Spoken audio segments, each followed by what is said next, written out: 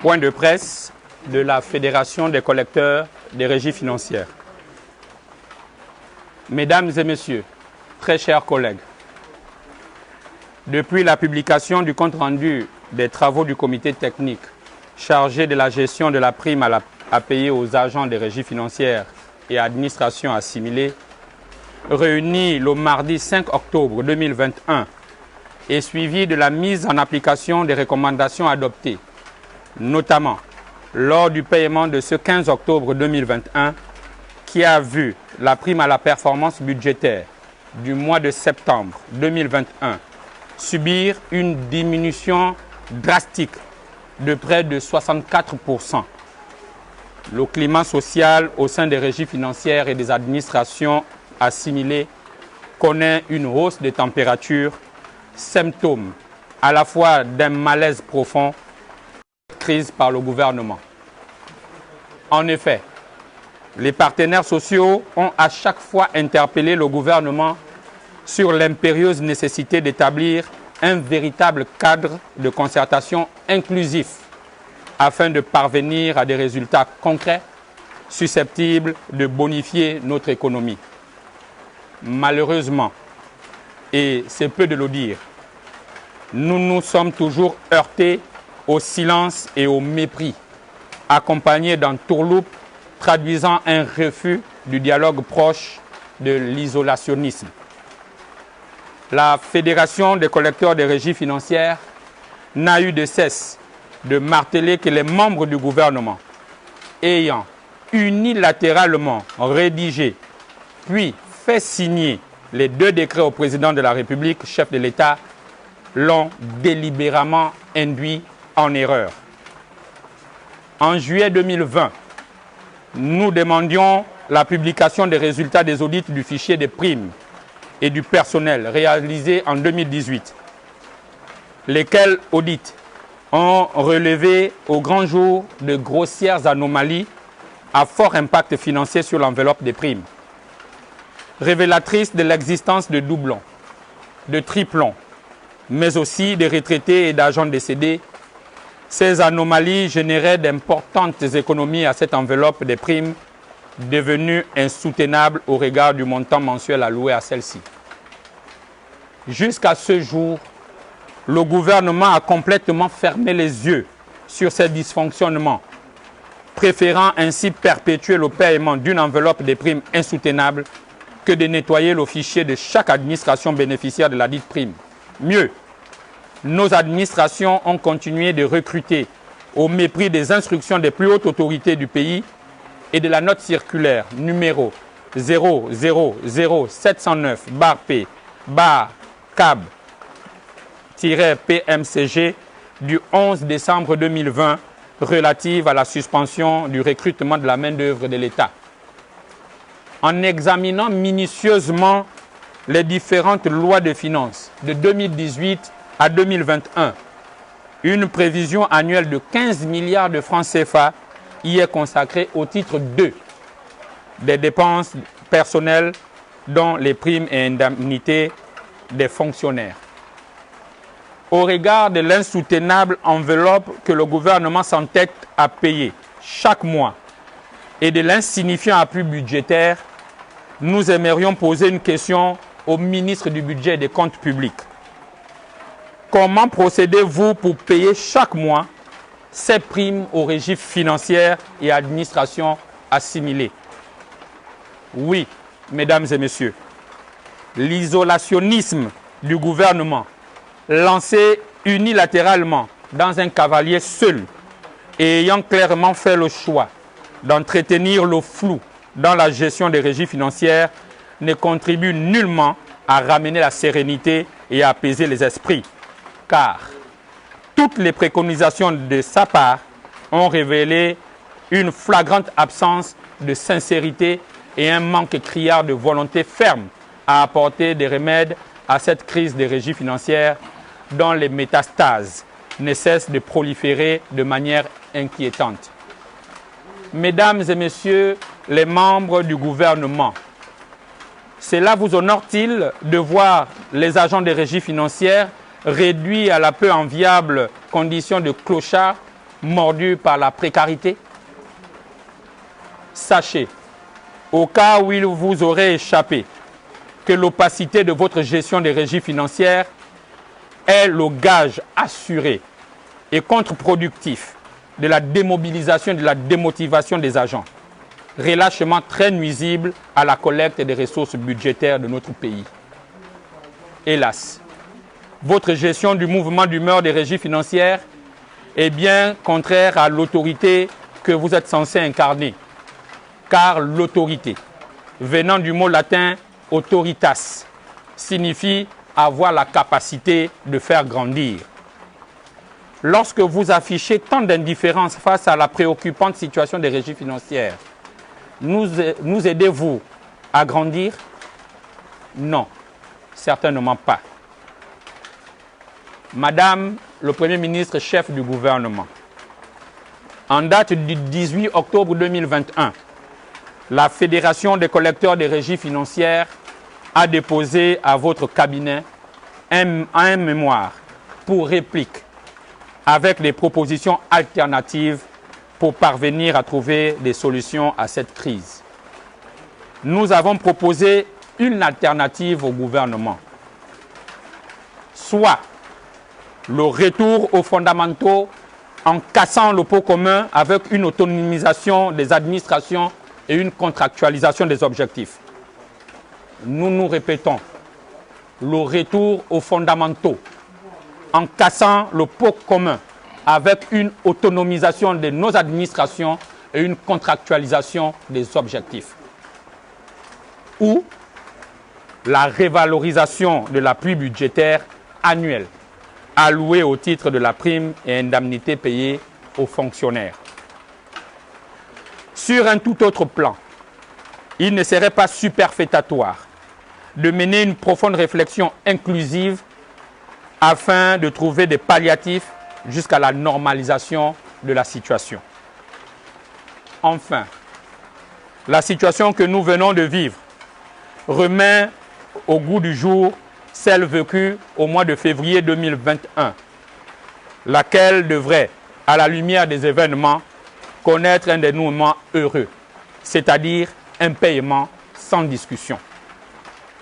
Au regard de ce qui précède, nous, Fédération des collecteurs des régies financières, appelons l'ensemble des agents à demeurer mobilisés et à se tenir prêts à manifester de manière forte notre mécontentement, le cas échéant.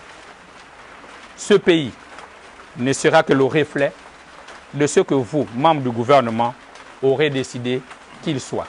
Nous vous remercions.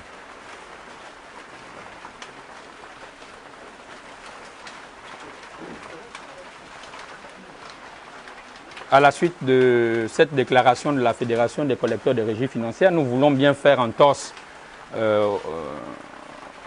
au déroulé d'un point de presse, donc en répondant à quelques questions, quelques éclaircissements. Nous voulons vous préciser ici que, en prenant acte de ce qui a été fait, vous êtes sans ignorer que le 15 octobre, les primes dans les régies financières et les administrations assimilées ont connu un rabotage sans précédent de plus de 64%. Il y a des collègues dans des administrations qui ont eu moins 19 000. D'autres ont touché 20 000, 14 000, 10 000. La Fédération des collecteurs des régies financières étant membre du comité technique et non caution de la gestion de l'administration, nous pouvons dire simplement que, loin des objectifs, le problème il est plus profond et il est structurel. C'est pourquoi nous interpellons de manière solennelle les autorités à prendre toutes les responsabilités nécessaires afin de trouver des solutions pour ramener la calmie. Nous sommes à vous si vous avez quelques questions.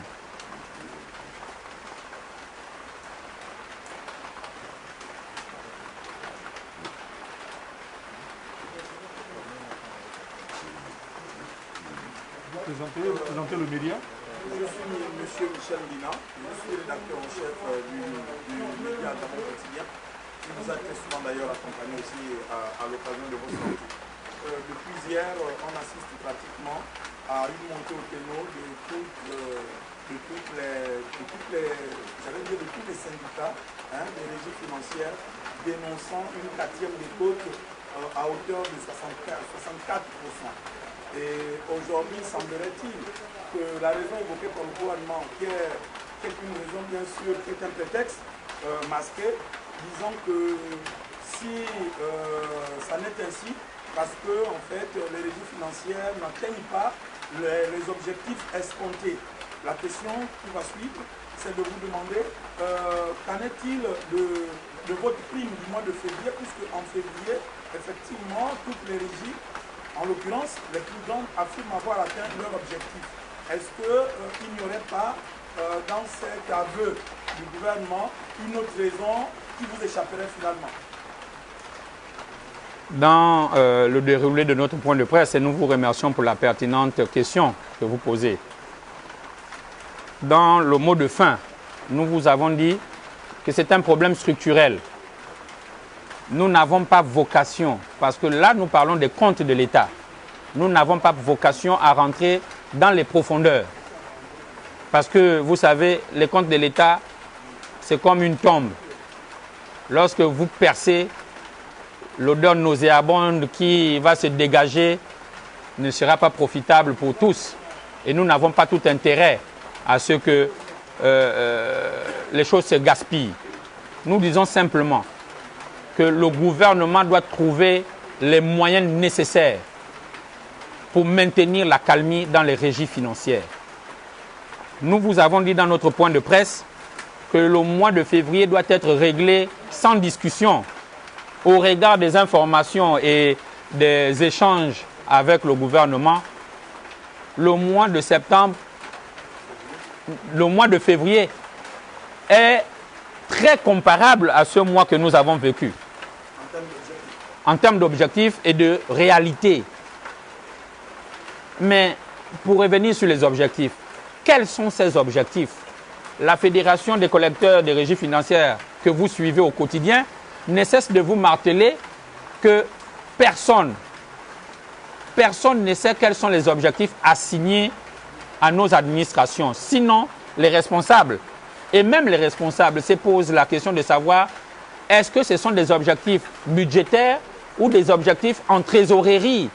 Nous sommes sur un domaine financier qui est très précis et nous ne pouvons pas jouer avec les mots pour pouvoir précariser les agents. Il en va de notre pays. Parce qu'un agent précarisé et paupérisé, c'est un agent que vous jetez à la merci de comportements déviants. Un agent précarisé, un agent paupérisé, c'est un agent qui va le récupérer sur le terrain. En ce moment, nous avons les agents des impôts qui sont en fiscalisation dans le marché de Montbouet et dans les environs d'Akanda. Vous pensez que lorsque vous le rabotez 64% de sa prime, il a la possibilité de le récupérer sur le terrain. Que fera-t-il? Est-ce que le gouvernement est conscient des enjeux? Ou avons-nous décidé désormais de courir derrière la galopante endettement public au détriment de notre économie intérieure? Aucun pays ne s'est développé avec l'endettement. Aucun pays.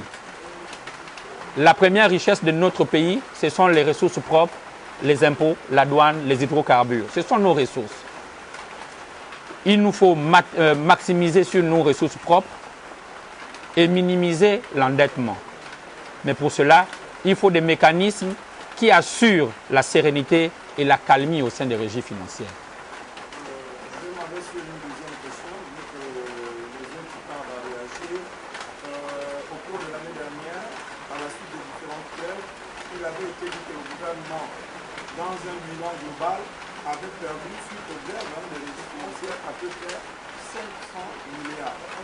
Est-ce que vous pensez que ce gouvernement a tiré des leçons de ce qui s'est passé l'année dernière, ou bien ça devait être pire cette année? Nous avons l'impression, et le gouvernement, nous l'avons dit, fonctionne dans une opacité sans précédent. Aucun pays n'a connu une telle opacité, un tel mépris, le refus de dialogue. Il n'est qu'un vain mot. C'est une vue de l'esprit pour certains membres du gouvernement. N'ayons pas peur des mots, disons-le. Nous n'avons qu'un seul pays. Nous n'avons pas tout intérêt à ce qu'il se casse. Ici présent, vous avez la caisse de l'État, le trésor. Vous avez les hydrocarbures, première ressource exploitée dans notre pays. Vous avez votre humble orateur, les impôts. Vous avez sur ma gauche immédiate les douanes gabonaises. Nous sommes les mamelles de l'État. Sans vouloir négliger les autres secteurs d'activité, mais nous sommes le bras séculier de l'exécutif. L'année dernière, c'était 500 milliards, et c'est peut-être plus. Imaginez un débrayage total des collecteurs que nous sommes. En cette période où nous sommes en train de naviguer à une troisième vague de la Covid, un ralentissement du peu qui fonctionnait. Donc nous n'avons pas tout intérêt à ce que la machine coince. C'est pourquoi solennellement, nous insistons et nous martelons, comme nous l'avons fait depuis le 13 juillet 2020, pour que le gouvernement trouve des solutions. Les solutions ne seront pas trouvées dans leur isolement.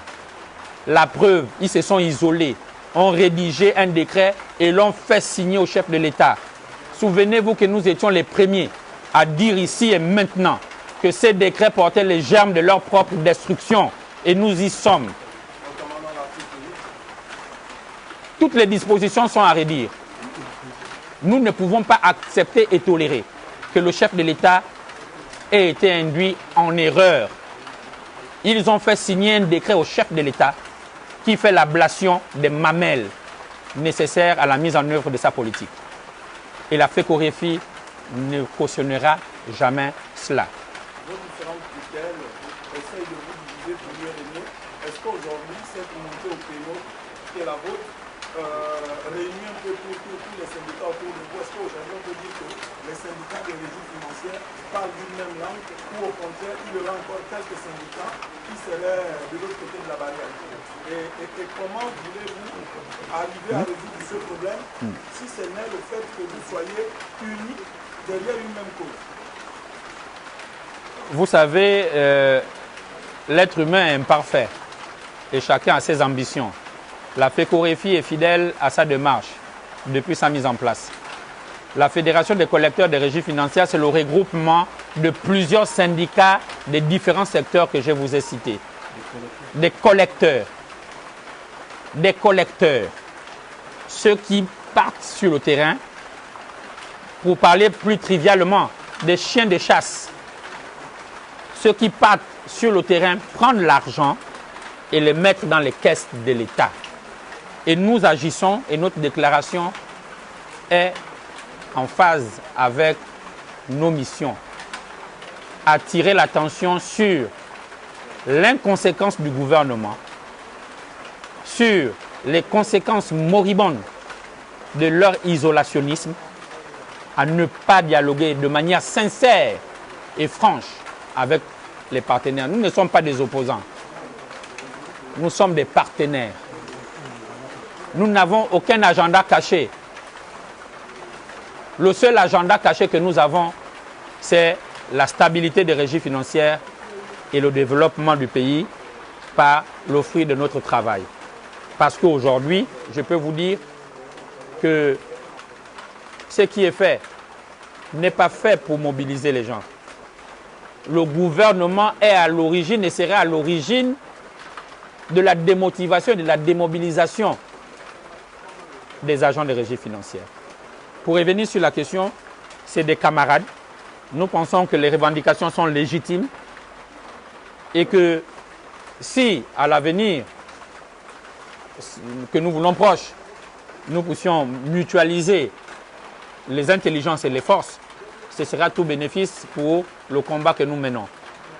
Mais nous voulons dire simplement ici et maintenant que nous n'avons pas d'adversaire en face de nous. Le gouvernement, comme le dit la Bible, ce sont les autorités établies.